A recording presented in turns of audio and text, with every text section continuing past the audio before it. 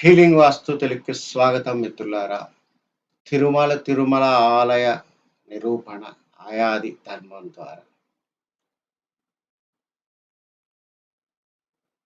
ఈ యొక్క వీడియోలో మనం తిరుమల తిరుపతికి సంబంధించినటువంటి ప్రాకారము ఎత్తు మరియు గోపురము ఎత్తు ఎందుకు అంతే తీసుకున్నారు? మనం ఈ యొక్క ప్రాకారం చూసినప్పుడు ఇది 30 అడుగులుగా ఉన్నది అని చెప్పి తిరుమల తిరుపతి సంబంధించినటువంటి బుక్స్‌లో వాళ్ళు చెప్పడం జరిగింది. అదే రకంగా ఈ యొక్క గోపురం అనేది కూడా 50 అడుగులు ఎత్తుగా ఉన్నది అనేది మనకు చెప్పి ఉన్నారు. వాస్తవంగా స్థాపత్యవేద ధర్మం ద్వారా ఆయాది గణితం కట్టినప్పుడు మనం ఒక ఇంటిని తీసుకున్నప్పుడు ఒక వాల్యూమెట్రిక్ పల్సేషన్ అనేది మనం చూస్తాం. అంటే ఘనాకారంలో నిక్షిప్తమై ఉన్నటువంటి ఆ యొక్క ఆకాశతత్వము దాని యొక్క పల్సేషన్. ఆ పల్సేషన్ అనేది ఒక నక్షత్రానికి ఈక్వలెంట్‌గా ఉండాలన్నమాట. ఒక నక్షత్ర క్వాలిటీని కలిగి ఉండాలి. అది లెక్కనమాట.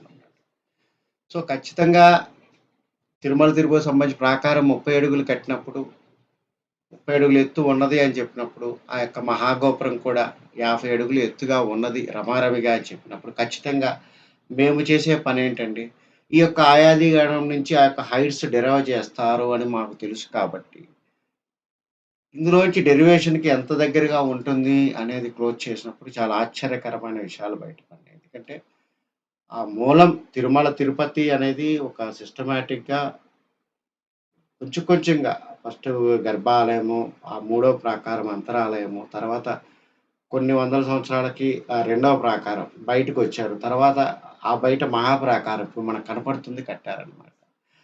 అంచెలంచెలుగా కట్టినప్పుడు స్థపతులందరూ ఒకటి క్యారీ చేస్తారు. ఏంటి?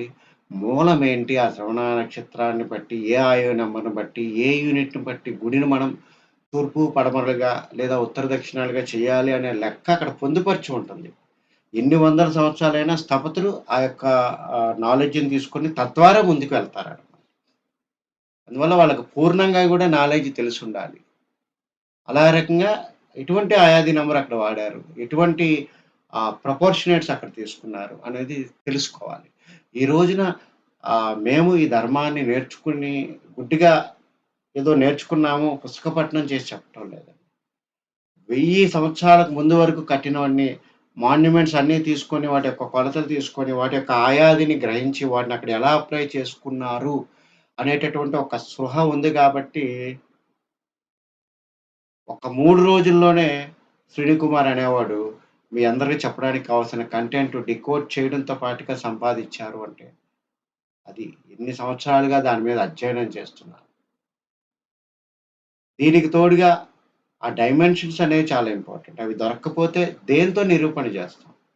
మేము ఏ కొలత ఇచ్చినా నిరూపణ చేయడానికి సిద్ధంగా ఉన్నాం. కానీ అక్కడ ఇచ్చినటువంటి కొలతలు ఒక ఆథరైజేషన్ కలిగి ఉండాలి. అందువల్ల భగవంతుడి దయ వల్ల ఈ యొక్క తిరుమల తిరుపతి వారు రచించిన వందలాది పుస్తకాల మీద ఒక రకంగా పఠనం చేసినప్పుడు, కొన్ని పుస్తకాల్లో ఆ యొక్క డైమెన్షన్స్ అనేది ఇవ్వడం జరిగింది. మా కంటపడడం అనేది జరిగింది. అందుకు భగవంతుడిని, గురుదేవులకి, ప్రకృతికి నమస్కరించుకుంటున్నాను.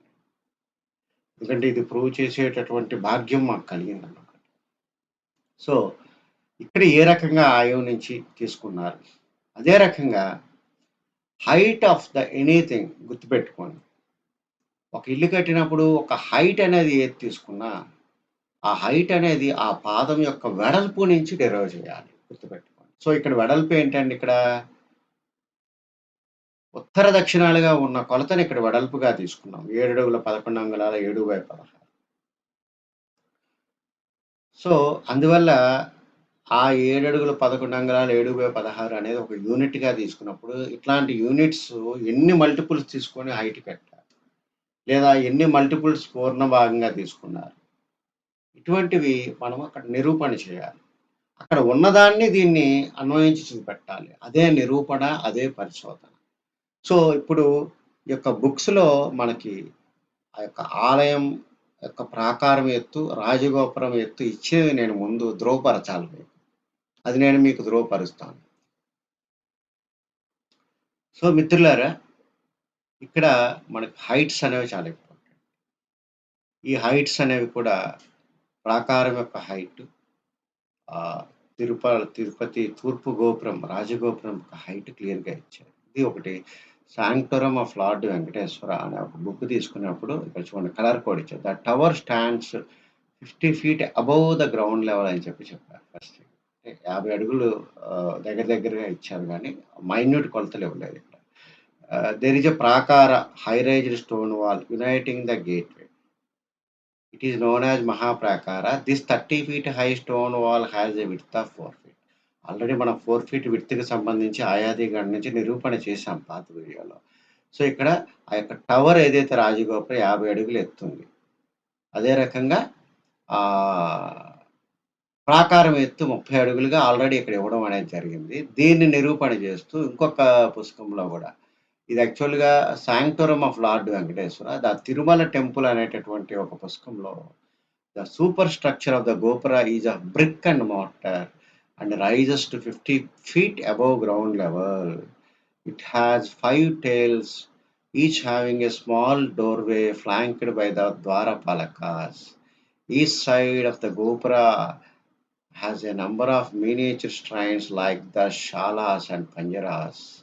The top of the gopura is covered by the large shala roof with kritimukha ends అని చెప్పారు. సో, ఇక్కడ మనం తెలుసుకోవాల్సింది ఏంటంటే,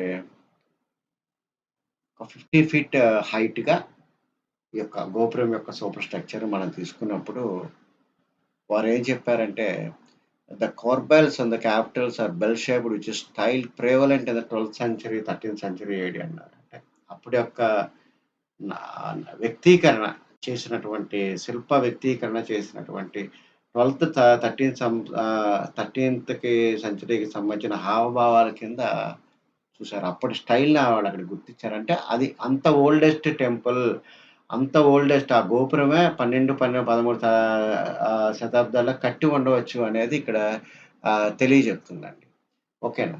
ఇప్పుడు మనము ఆహ్, ఒరిజినల్ దీనికి వద్దాం. సో, ఇక్కడ నార్త్ టు సౌత్ అనేది వెడల్పు. ఆ యొక్క వెడల్పు 7 అడుగులు 11 అంగుళాల 7/16 దగ్గర దగ్గర 7 అడుగులు 11.5 అనుకోండి. మేమైతే 1/16 కూడా వదలము. ఇలాంటి కొలతలు తీసుకొని చేయడం ద్వారా ఎంత ఎత్తొచ్చింది అనేది మనం చూసుకునేటప్పుడు మిత్రులారా, ఈ 30 అడుగులనేది దేనికి సమానమైంది ఇక్కడ? చూడండి. 29 అడుగుల 9 అంగుళాల 7/8 అంటే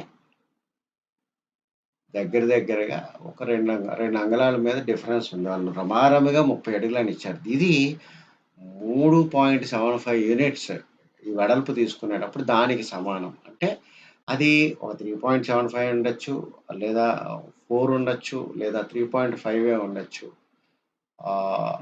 ఈ రకమైన యూనిట్స్ దగ్గరగా 3.75 యూనిట్‌కి దగ్గరగా వచ్చిందన్నమాట. సో, మేము అందువల్ల 30 అడుగులు దగ్గరగా వచ్చిన యూనిట్‌ని ప్రామాణికంగా తీసుకున్నాం. అదే రకంగా ఈస్ట్ మహాగోపురం అనేది మనం చూసుకున్నప్పుడు, ఈ మహాగోపురం యొక్క హైట్ అనేది 50 అడుగులుగా ఇచ్చారు.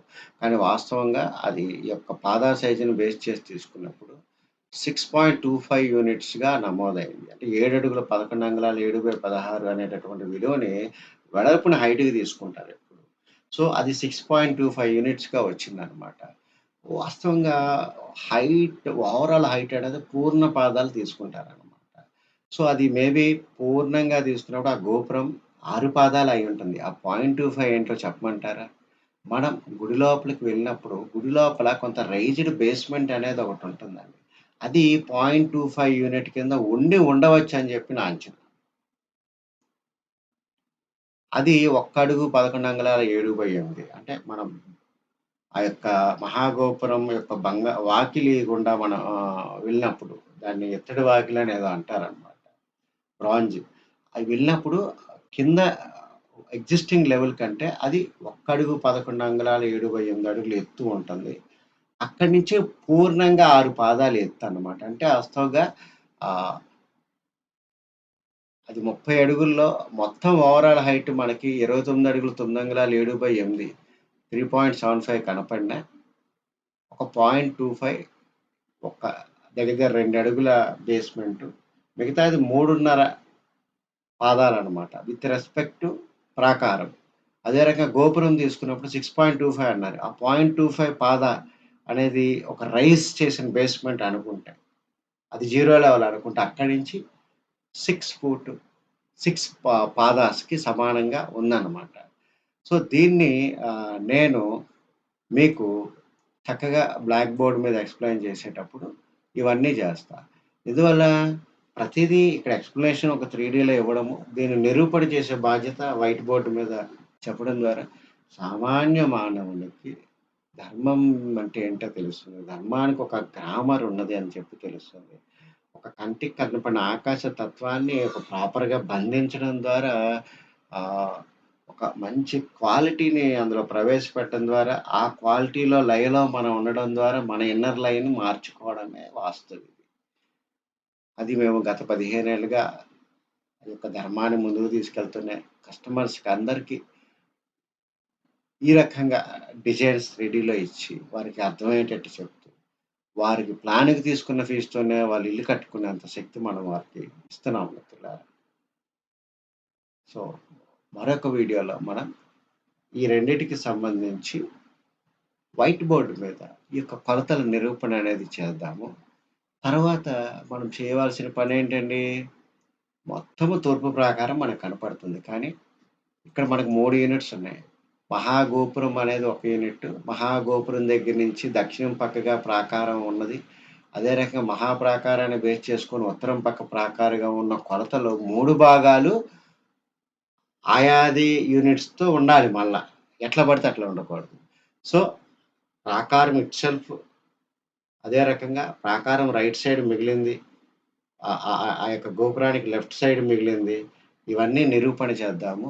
దీనికి మనకి ఒక మ్యాప్‌లో ఆ కొలతలు గూడా ఇచ్చారు. ఆ కొలతలకి చాలా దగ్గరగా పూర్తిగా దగ్గరగా కాదు. పూర్తిగా అది మనం అచీవ్ చేయగలిగాం. అది మనం చెప్పుకుందామండి. సో, ఇలాగ మన ఔటర్ ప్రాకారానికి సంబంధించి అన్నీ చెప్పుకుంటూ, ఒకసారి లోపలికెళ్ళినప్పుడు లోపల ఇన్నర్ ప్రాకారానికి కొలతలేంటి? ఎంతెంత దూరాలున్నాయి? ఇవన్నీ దీని నుంచి డిరైవ్ చేస్తారండి. అవన్నీ నేను చక్కగా ఎక్స్‌ప్లెయిన్ చేసి చెప్తాననమాట. Thank you very much.